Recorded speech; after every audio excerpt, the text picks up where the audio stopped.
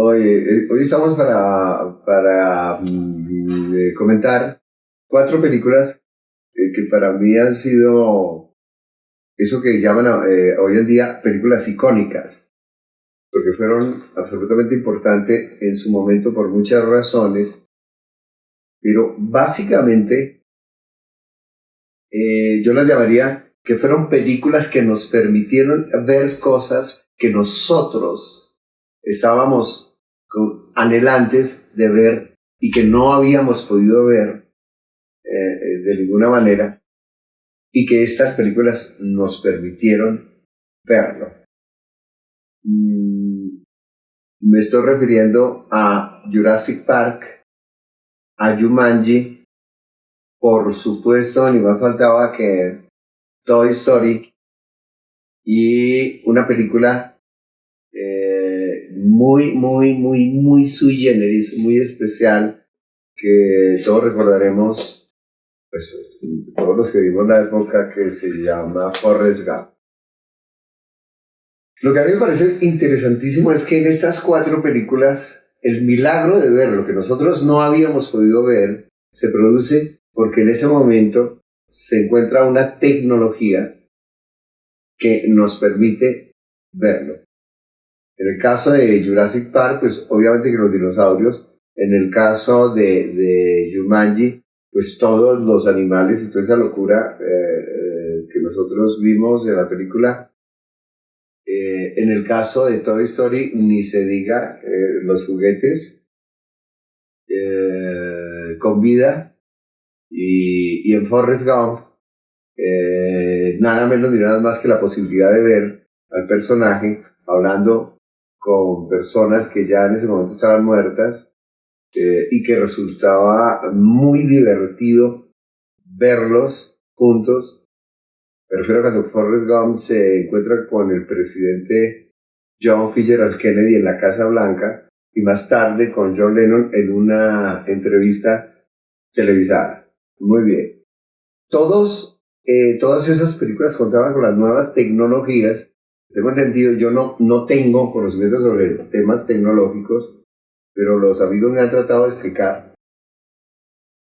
Era todo esto ya por computador. Se producía el milagro. Entonces, es importante que sepamos que lo que yo voy a comentar es simplemente a nivel emocional. Esto no tiene ningún propósito de cátedra cinematográfica, no es lo que yo pretendo, no es mi idea, sino que me parece más que es como una especie casi de memoria muy emotiva, con unos comentarios precisos sobre cosas de las películas, pero desde un punto de vista muy personal y, repito, supremamente emocional. Nada de que es que aquí vamos a descomponer la película, no. En el caso de estas 4 películas, hay está involucrado, en el caso mío, y yo estaba pasando por un momento como bastante difícil, y estas películas que he nombrado, estamos hablando, son películas que creo que se producen entre el 93 y el 95, si no estoy mal, y las películas fueron realmente como una especie de oasis, de remanso, de belleza, de alegría, de paz, de optimismo, de manera tal que yo tengo una memoria supremamente feliz respecto a las 4 películas. En cuanto a Jurassic Park, como todos recordaremos, desde que se comenzó a hacer la publicidad de que íbamos a ver dinosaurios, se creó una gran expectativa porque no era la primera vez que, por supuesto, en la pantalla de cine se veían figuras monstruosas, porque se consideraba a los dinosaurios monstruosos por su forma, por su tamaño, en fin. Ya se había visto en la pantalla a Godzilla, pero se había visto en la Godzilla japonesa. Se había visto a King Kong, el viejo King Kong, que es muy diferente al que hizo Peter Jackson, que ya fue con la moderna tecnología y con Naomi Watts, mientras que el primer King Kong, si no estoy mal, creo que fue con Jessica Lange, que fue también en 1978. Entonces las diferencias eran absolutamente notorias, porque Godzilla, que fue el primer dinosaurio que sale a la pantalla, tenía unos movimientos que más o menos así. Ponga cuidado. Porque como él se filmaba con muñecos, yo creo que era como de plastilina, no estoy seguro. Entonces tocaba fotografía por fotografía por fotografía por fotografía. El movimiento, por ejemplo, de esto, no sé cuántas fotografías, entonces se veía, se veía el movimiento de la foto. Donde antes todos. Pero nosotros, los que veíamos esas películas, lo dábamos por normal. Es decir, así caminan los monstruos. Cuando viene Spielberg, hace Jurassic Park, que le pone además un nombre absolutamente fantástico, porque es el Parque Jurásico, que es basado en una novela que escribe el escritor norteamericano, ahorita no me acuerdo, muy célebre. Todos nos fuimos al cine, y yo recuerdo que comienza con esa escena donde se trata de convencer a los científicos, es decir, a los que son pareja, que está Sam Neill, el arqueólogo, y Laura Dern, que es la novia, que también es una arqueóloga, están en el desierto, no sé dónde, en qué parte, en qué desierto, y vienen y les hacen una oferta absolutamente imposible de rehusar. Le dicen, mire, si ustedes van a mirar un parque que se está construyendo, porque prácticamente ya está construido, pero que necesitamos que ustedes nos den el visto bueno sobre aspectos técnicos, pues nosotros les pagamos las investigaciones, el resto, mejor dicho, el resto de su vida. Arrancan. Todos recordaremos esa imagen cuando la avioneta va entrando a la isla, que originalmente es en una isla de Costa Rica, una parte de Costa Rica. Y llegamos y entramos como a un mundo mágico. Viene la descripción luego técnica que hacen unos técnicos sobre qué fue lo que hicieron, cómo fue que trabajaron los genes, en fin, hasta dar con el huevo del dinosaurio y cómo fue que, mejor dicho, crearon los dinosaurios, es decir, le dieron vida a los dinosaurios. Pero yo pienso que hay dos escenas que son absolutamente fascinantes, de las muchas fascinantes que tiene Jurassic Park. Yo no sé si ustedes recuerdan, cuando salen por primera vez a dar una vuelta por el parque, se encuentran con un dinosaurio, no sé es decir, no sé si llamarlo especie, qué variedad de dinosaurio, que es una dinosaurio hembra que está tirada en el piso porque está muy enferma. Y entonces, obviamente que los arqueólogos corren y se sienten absolutamente fascinados porque no se lo creían que estaban frente a un ser vivo. El arqueólogo se recuesta sobre como la barriga del animal y siente su vida, su respiración, todo. Y siente una emoción grandísima que por supuesto nos transmite al público. Pero lo que yo considero el momento estelar, definitivamente estelar, es cuando creo que nos preparamos, creo que se escucha un ruido, y parece que es el ruido que producen los dinosaurios, y es cuando nosotros entramos con una especie de pradera.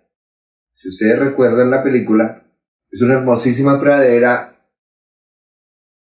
y los científicos ven a los dinosaurios, y nosotros vemos por primera vez a los dinosaurios solamente en el gesto de los científicos, que es cuando sale esa escena donde vemos unos dinosaurios con unos cuellos estilizados altísimos que van caminando, que se mueven así, y era la primera vez que nosotros veíamos un dinosaurio en movimiento y que en ese momento a nosotros nos resultaba absolutamente creíble.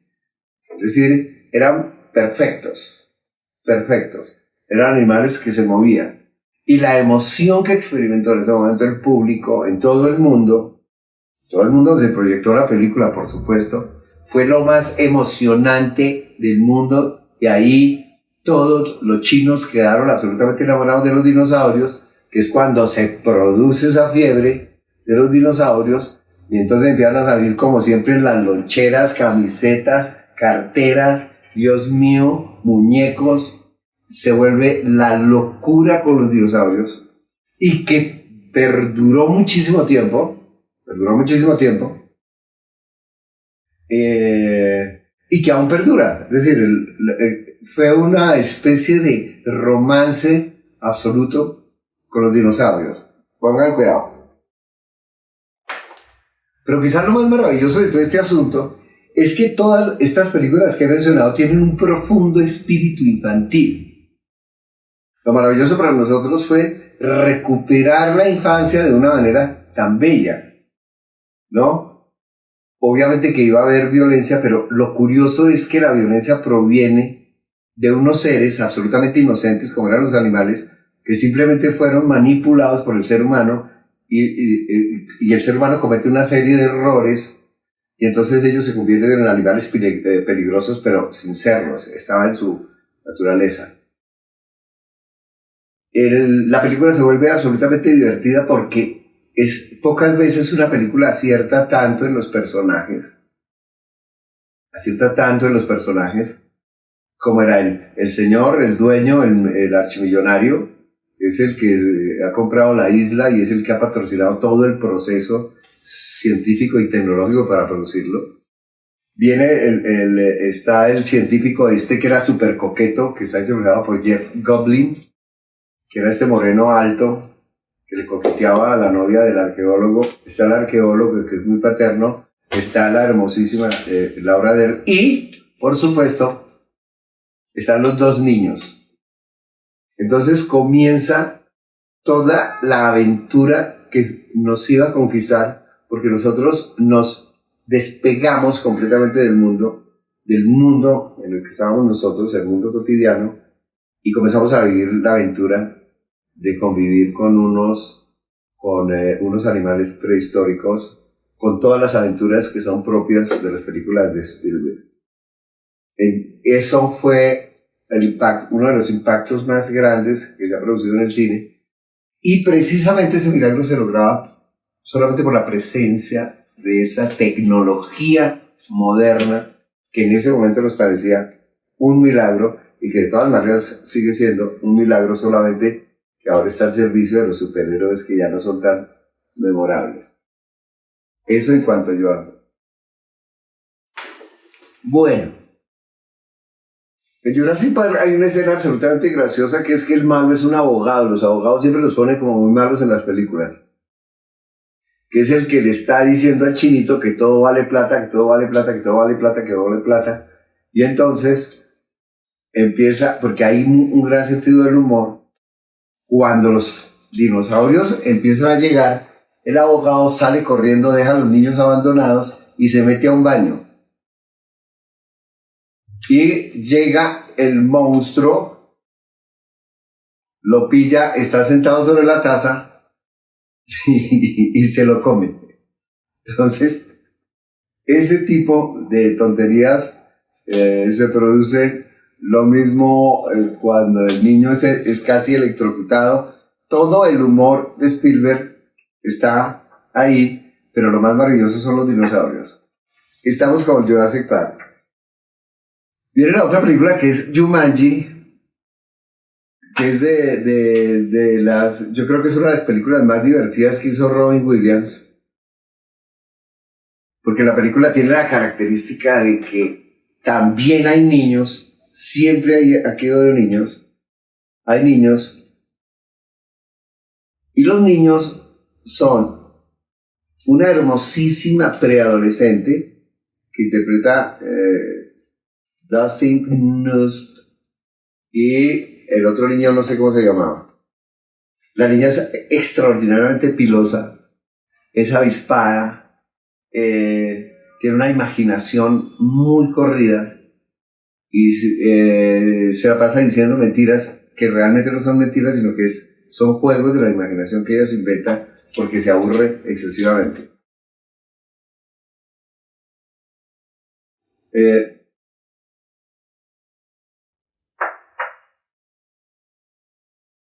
A mí, yo estaba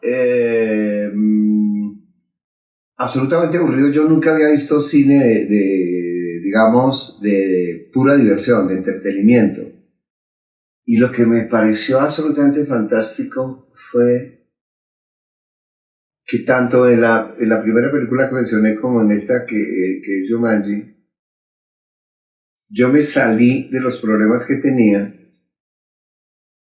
por unos momentos, y esa desconexión con el mundo real, de apenas 2 horas, posiblemente que era la que duraban las películas, tuvo un impacto absolutamente impresionante sobre mi mente.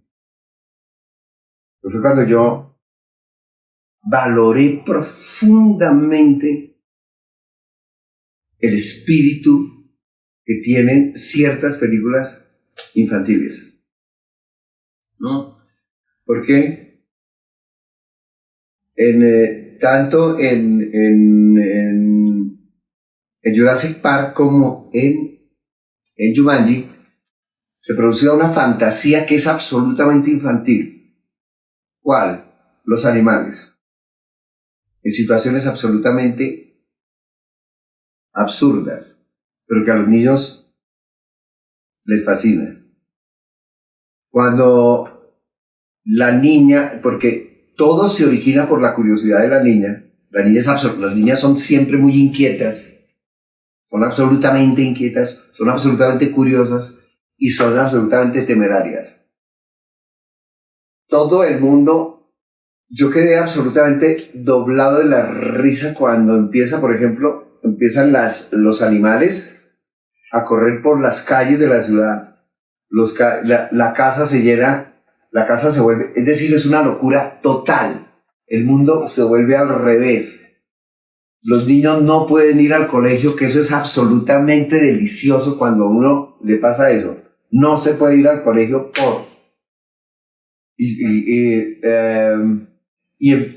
por ejemplo, y los animales empiezan a tener una presencia pero absoluta, amenazante, por supuesto, pero extraordinariamente divertida.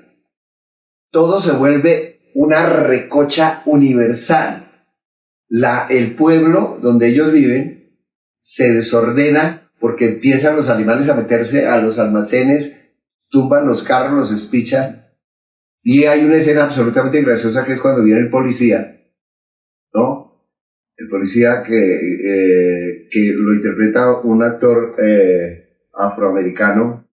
Y es cuando los malditos micos le roban el carro. Que él está hablando con la tía a la entrada de la casa y de repente los micos se meten a la patrulla, la prenden, cogen la escopeta, hacen los primeros disparos y luego arrancan y se van los malditos micos.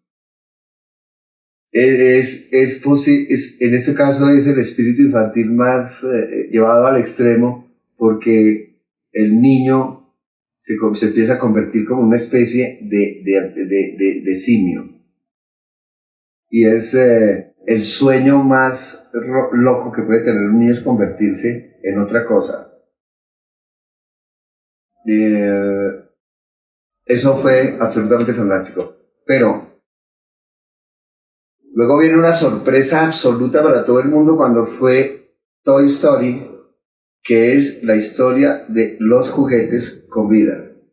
La historia está tan bien contada, yo no sé si ustedes recordarán, los que tuvieron la oportunidad de verla, que posiblemente el momento más mágico es cuando los juguetes están en el cuarto, como están los juguetes en el cuarto de un niño, completamente desgonzados, tirados por el piso, quietos, totalmente inertes, y apenas abandonan la habitación. Los seres humanos, todos cobran vida, y en ese momento empezó la magia de Toy Story.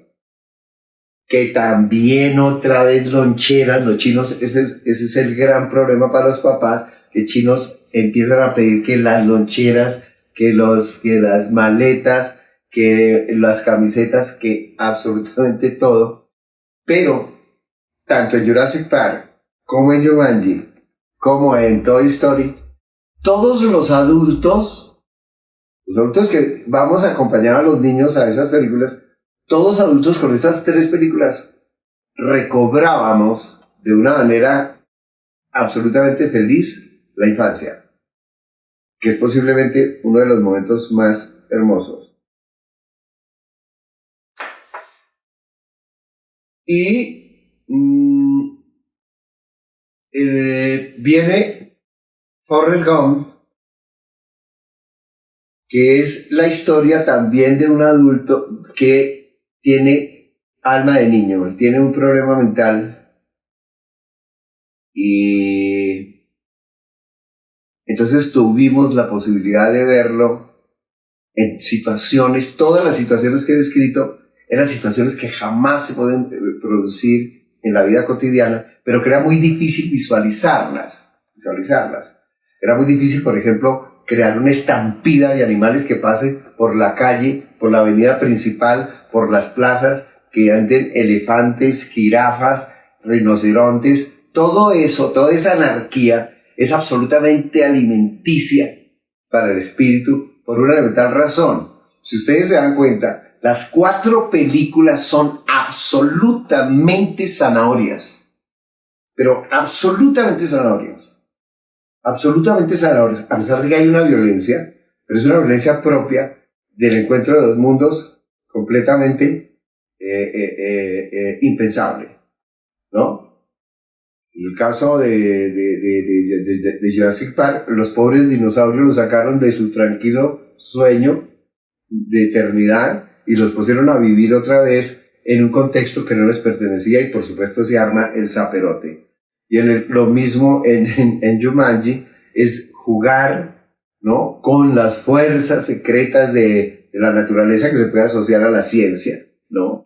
Cuando la ciencia despierta cosas en la naturaleza que son absolutamente demenciales, ¿no?, sobre los cuales después no vamos a tener ningún dominio.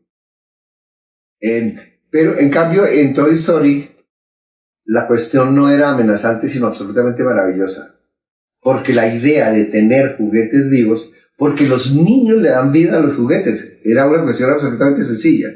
Cuando nosotros vemos jugar a los niños y cuando nosotros recordamos que pudimos jugar, que yo no tuve nunca juguetes, pero al jugar se daba, le damos vida, de hecho, a los juguetes.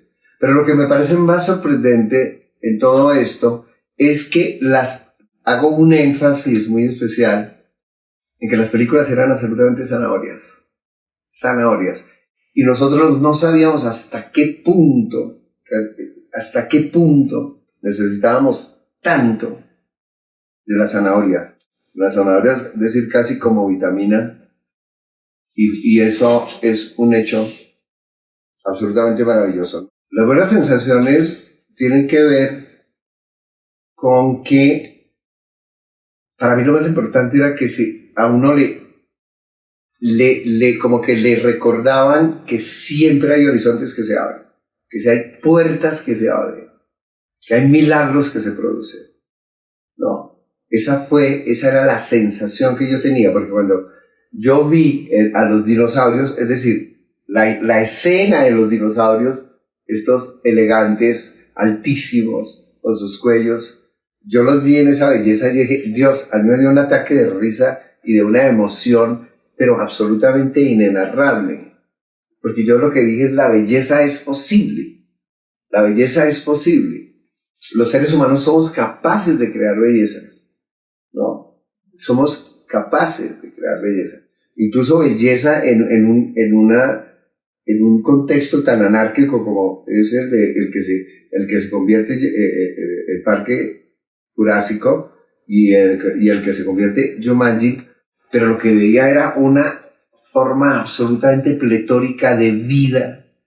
Y ni se diga los muñecos, yo dije, nos recuerdan, es como si nos recordaran que la vida está por todas partes, absolutamente por todas partes, y ni se diga el caso de Forrest Gump, que es el más indefenso, el más tonto, y resulta que da toda una lección de vida sobre la fuerza del ser humano.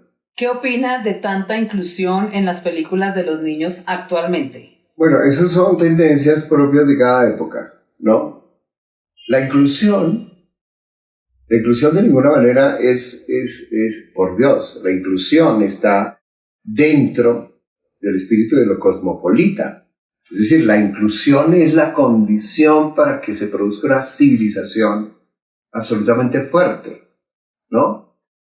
Porque al incluir necesariamente se enriquece. Lo más fascinante de los mestizajes es precisamente que al cruzarse uno se incluye con los otros y eso crea unas perspectivas absolutamente diferentes. Es decir, nosotros los latinoamericanos hasta ahora estamos comprendiendo el profundo valor que significó. Es decir, hay una catástrofe inicial que es la conquista y la destrucción de todos los pueblos precolombinos. Pero ya hecho el daño, queda sin embargo, eso lo decía en un poema Pablo Neruda, nos quitaron prácticamente todo hablando en nombre de los aborígenes, pero nos dejaron el idioma, por ejemplo. Entonces, ya la riqueza de Latinoamérica, la inventiva de Latinoamérica, esa especie de espíritu que tenemos los latinoamericanos, que tiene una enorme característica y es la alegría a prueba de fuego, a pesar de todas las tragedias y todas las cosas en contra, es producto de lo que pudiéramos llamar inclusión, en principio forzosa, que es el mestizaje forzoso.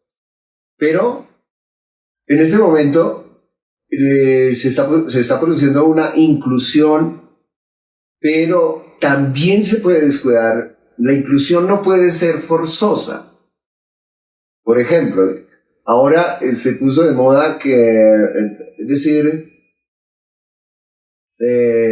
hay Hamlet, todas las obras de Shakespeare las hacen, no sé, afroamericanos. Entonces se descontextualiza la historia a favor de un prejuicio que se conoce como lo políticamente correcto. Es decir, es como lo que nosotros, un grupo de actores blancos, se fueran a hacer de Watusis al África. Eso no tiene ningún sentido. En aras de que la convivencia, eso es mierda. No. Las cosas se entienden en la medida en que se miren exactamente como son, como fueron, es decir, como es, ¿verdad? Porque lo otro es una cuestión completamente ilusoria, un barniz esnovista, ¿no? Que pretende que como todos somos hermanos, entonces vamos a cambiar las cosas. No, eso no tiene ningún sentido. Por supuesto, hay que dar el protagonismo, pero es siempre basado en la realidad. No se puede decir que viva la gente que aquí, que todo el mundo, que somos hermosos. No. Hay que respetar simplemente la realidad, porque lo que tiene verdaderamente las inclusiones mentirosas, las inclusiones de puro barniz, es decir, si hay una historia donde no aparezca un gay, no quiere decir que la película es homofóbica, que es lo que se pretende, ¿no? Entonces, no es eso. Uno tiene la obligación de entender lo que pasa, particularmente lo que podemos llamar, digamos, todo lo que es o bien el arte, pero fundamentalmente el cine de entretenimiento, que no es arte, sino entretenimiento. Tiene que entender cuando algo está bien o mal hecho. Es absolutamente sencillo. Por ejemplo, hay una inclusión supremamente interesante en Forrest Gump. Cuando Forrest Gump, que es marginado por ser tonto, se encuentra en el ejército con un amigo que es negro, que es el gordito, y es tonto. Y los dos tontos son felices hablando. Ustedes recordarán que es tonto y tienen un lenguaje de tontos, ¿no? Pero donde se entienden perfectamente. Entonces el amigo negro le va diciendo, Nosotros cocinábamos camarones, pescábamos camarones, yo sé hacer sopa de camarones, empanadas de camarones. Esto lleva media hora de camarones y Forrest no se cansa, no se cansa. Es un universo casi que paralelo. Y sin embargo es el origen, es muy gracioso la película, de una empresa que vuelve a Forrest y al capitán, al teniente, no me acuerdo, al teniente Dan, que perdió las piernas en esas acciones de guerra en Vietnam y se convierten en millonarios gracias a la empresa y que además involucra a la mamá del amigo negro que murió en combate, ¿no? Todo eso es una inclusión supremamente inteligente, muy inteligente y muy humana y muy real, ¿no? No es que lo ponemos aquí porque tiene que figurar, ¿no? Eso se parece mucho cuando se tomaban fotos familiares ahí entre la chusma que decían metan a todos para que quepan. No, no es así. Porque eso entonces se parece muchísimo al discurso de los políticos que toda la vida han incluido a todo el mundo en el proceso de la campaña electoral, pero en la práctica no hacen absolutamente nada. De manera tal que todas estas inclusiones falsas, que yo lo llamo inclusiones de maquillaje, ¿no? Es que entonces, te repito, entonces faltan vietnamitas, metamos estos, africanos, que no sé qué, que lesbianas, que altos, que bajitos, que el latino, entonces todos, pero son figuras que están desprovistas de realidad, son simplemente marionetas que se colocan ahí, pero que de ninguna manera son reflejo de la realidad, porque la realidad es otra cosa. ¿Crees que las películas infantiles modernas puedan afectar la vida del individuo en el futuro? Pero yo últimamente no he visto películas porque las películas modernas, no sé, pero lo último que yo vi que me pareció interesante fue esta de la niña, la mente... Intensamente,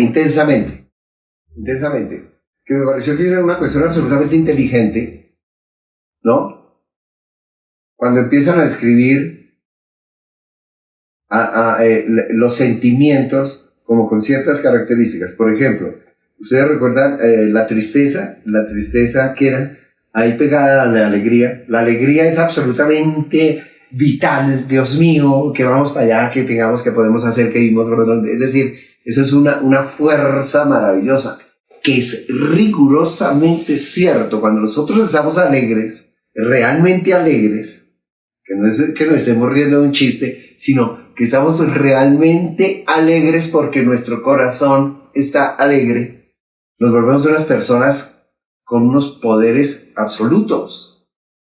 Mientras que la tristeza siempre tiende a neutralizar la fuerza.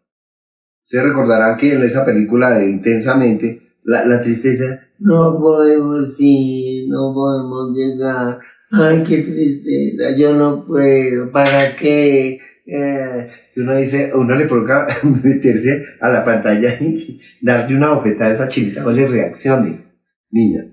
Pero entonces, todo eso ahí se describe de una manera muy inteligente. Describe prácticamente todos los sentimientos. Y algo muy interesante, que sí me parece interesante, es que, fíjate que tanto en Jurassic Park, la niña, ustedes recuerdan, la niña y la científica son las más pilas.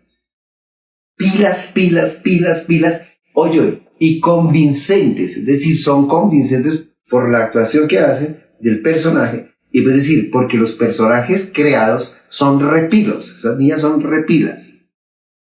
En Jumanji, ¿cuál es la pilosa? La niña es repila, es inteligentísima, es la que realmente finalmente es la que armó todo el mierdero. Eso es, ¿no?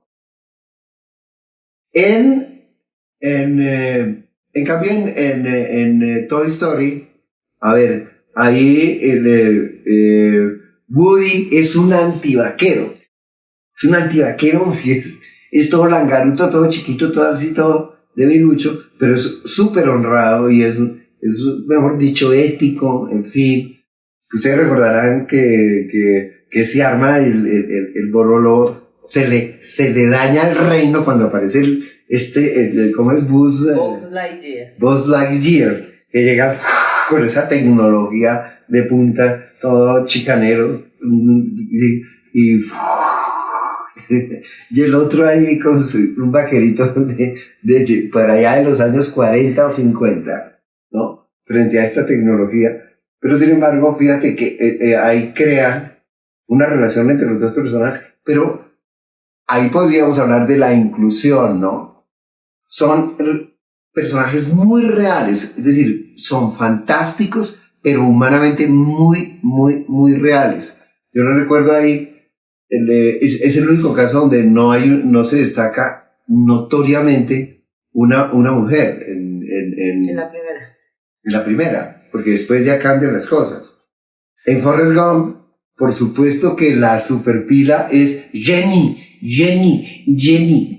que es una niña que ha sido maltratada, en fin, pero tiene un corazón de oro, es muy loca, se vuelve, pero es la única que le da un cariño profundo y real a Forrest. Ella sí lo entiende porque tiene una mente verdaderamente inclusiva, es decir, su sensibilidad le permite ver lo que en verdad tiene ese ser que todos los otros, y particularmente el mundo masculino, rechaza, ¿no? Rechaza, porque lo consideran simplemente un estúpido. Es decir, y lo condicionan, lo utilizan descaradamente. Ustedes recuerdan cuando entra al estadio que lo meten de jugador, que dice corre, que sigue derecho, todos alto. Sí, y él es inocente, se vuelve campeón de China, entra a la Casa Blanca. Hay un chiste muy gracioso cuando dice otra vez a la Casa Blanca. Puta, para que le dijeran esto a un lagarto estos de políticos, Dios mío, todos para correr a la Casa Blanca. Es completamente inocente, es decir, hay una especie de inocencia, y la fuerza que lo salva a él, que lo motiva, es una mujer supremamente inteligente, e incluso su mamá, la mamá de Forrest Gump. Ustedes recuerdan, hay mujeres extraordinariamente inteligentes que son, es por fin, cuando la presencia de la mujer entra con una fuerza absoluta. Es supremamente simpático, por ejemplo, el caso de la mamá de Forrest Gump, cuando el profesor dice, este chino no puede pasar porque es que no responde. Y entonces ella dice, pues me acuesto con usted, y se acuesta con el profesor, ¿no?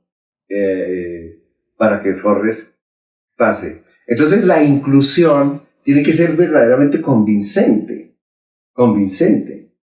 porque lo demás no pasa de ser una pose completamente estúpida que no tiene ninguna conexión con la realidad, ¿no? No tiene ninguna conexión con la realidad. ¿Qué piensa de las películas biográficas? Mira, eso ocurre como en todo.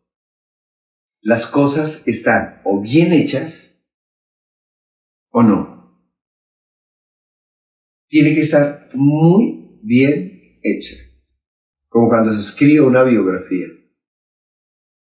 Todo depende es de cómo, quién la hace, cuánto talento hay, cuál es el propósito para hacerla, porque las biografías son absolutamente fascinantes, porque es que nosotros nos encontramos con seres humanos que vivieron, que fueron reales, que existieron, ¿no? Y de repente nos encontramos en la biografía con cuestiones absolutamente fascinantes que uno no cree que un ser humano hubiera podido hacer, ¿no? Seguramente ustedes han visto que hay una enorme tendencia ahorita en el cine, en las series, en fin, que dice basado en hechos reales, basado en una historia real. Eso es una cosa que se ha convertido prácticamente como en una tendencia dominante, pero casi absoluta. Porque de repente los seres humanos descubren que las aventuras más fantásticas las hemos protagonizado nosotros sin necesidad de ir al espacio, ¿no? Está, por supuesto, todos los superhéroes, pero los superhéroes son de Marvel, ¿no? Los superhéroes de Marvel son supremamente esquemáticos, no son en verdad superhéroes muy, muy ricos, muy complejos, no. Son esquemáticos. Y eso le gusta mucho, pues, a la parte elemental que nosotros tenemos en la mente, eso no está mal. Pero el dominio absoluto que se tiene en ese momento, ustedes saben que Marvel empezó desde hace como unos 20 años tal vez a tener un dominio absoluto, y ahora entonces ya uno se cansa de ver esos superhéroes que ya se comienzan a ser completamente estúpidos. Acabo de ver la última película de Rápido y Furioso, y esa vaina ya viene a unas formas, yo realmente estuve todo el tiempo muerto de la risa por los efectos que hacen, ¿no? En un carro normal, entonces, vuela, cae de puente, se lanza en un avión, no le pasa absolutamente nada. Hay puros efectos. Son puros efectos.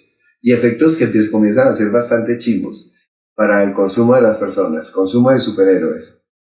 Misión Imposible, ¿no? Y ya no sé, y ya está anunciándose la otra. Porque descubren que los seres humanos empezamos a aficionarnos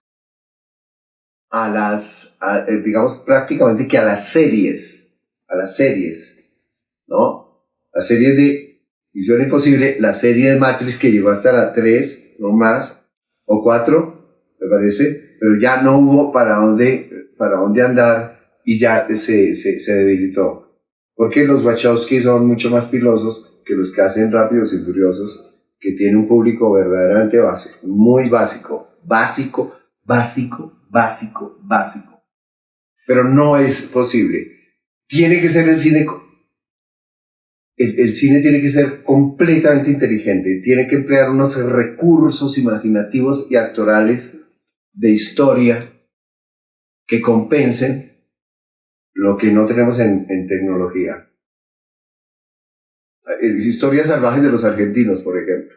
En Argentina hay una serie de películas muy interesantes, muy interesantes, muy buenas, de las cuales está Historias salvajes, mi obra maestra, en fin, la de Ricardo Darín, 1985, son películas que se meten con temas muy duros y también nos resulta absolutamente sorprendente desde otro punto de vista. Es increíble lo que hicieron ese grupo de fiscales, eran fiscales argentinos contra la dictadura, contra los que protagonizaron la dictadura, y uno no se cree cómo fue posible que lo hicieran. Es decir, con esas amenazas permanentes, es decir, entonces eso exalta el valor humano real. Es decir, esos fiscales, esos empleados del Poder Judicial en Argentina, son muchísimo más valientes que, mejor dicho, que el hombre araña. ¿Cómo es que el de Misión Imposible? ¿No? Mucho más que Dominic Toretto. Es decir, eso sí es valor real. Y ahí es donde nosotros los latinoamericanos tenemos toda nuestra fuerza, que además es una fuerza maravillosa, porque eso es como comer la diferencia entre comer algodón de azúcar y comer un buen sancocho. Última pregunta. ¿Cuál es tu director y película favorita colombiana? Colombiana. Mira, a mí me gustó mucho La gente de la Universal y Aljure, pero fue esa única película. Las otras no. Es de Sergio Cabrera, sin lugar a dudas, La estrategia del caracol. Y Pare de contar. ¿Sí? Me pareció, esas dos me parece que son las excelentes películas. Y hay un director con el que yo he tenido el privilegio de trabajar, que se llama Harold Trompetero, que hace unas películas muy locas, muy de él. Precisamente estábamos hablando así en estos días con él, y yo no conozco una persona que sea tan absolutamente... Hay un nombre que se utiliza a veces, se llama animal de cine, es decir, una persona que no puede vivir sin el cine. Sin el cine. Es una cosa impresionante. Y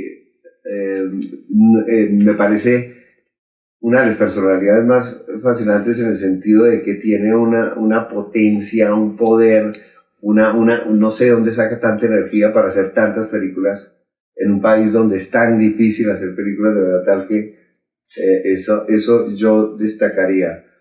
Hubo una película que me gustó mucho que se llamó Últimas Tardes con Laura, de un director, el Cóndores no entierra todos los días, de Francisco Norden, que me parece una excelente película.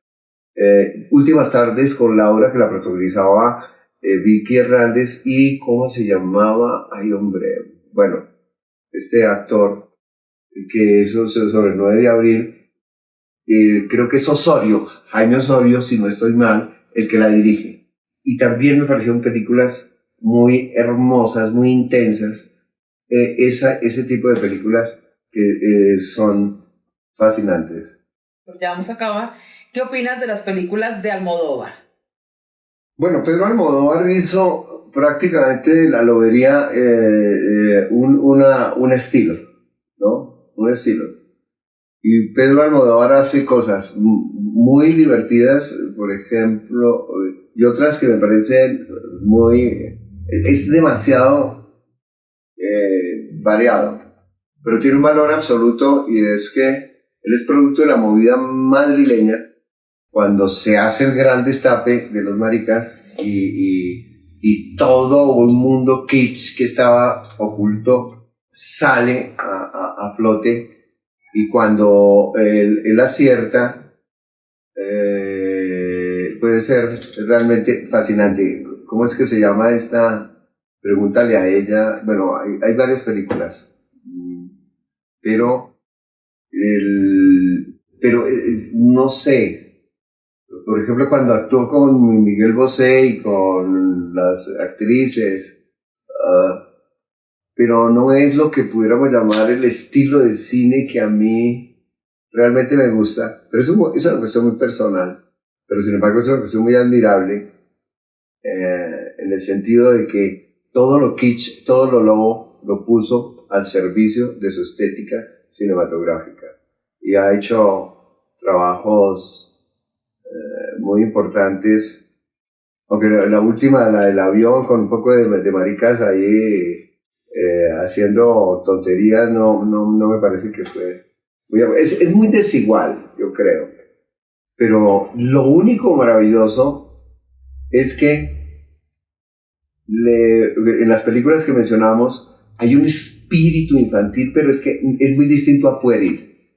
Es la fuerza que tiene, digamos, es un poder que tiene, como decir, la infancia, ¿no? La infancia es absolutamente creativa. Aquí no estamos hablando sino de ese poder, de esa curiosidad infinita, que es lo que mantiene viva la mente, el espíritu. Y a veces, cuando uno se encuentra con películas verdaderamente imaginativas, divertidas, hermosas, además, porque tienen un trasfondo de hermosura muy grande, es una experiencia renovadora. Nos llena el corazón de alegría. Y por ejemplo, en mi caso, yo tengo una deuda con esas películas, porque en un momento muy oscuro, un poco muy difícil, lograron inyectarme una sensación que fue increíblemente, fue una puerta maravillosa que se abrió a través de historias, de cosas tan aparentemente sencillas. Entonces, que viva el cine, siempre el buen cine.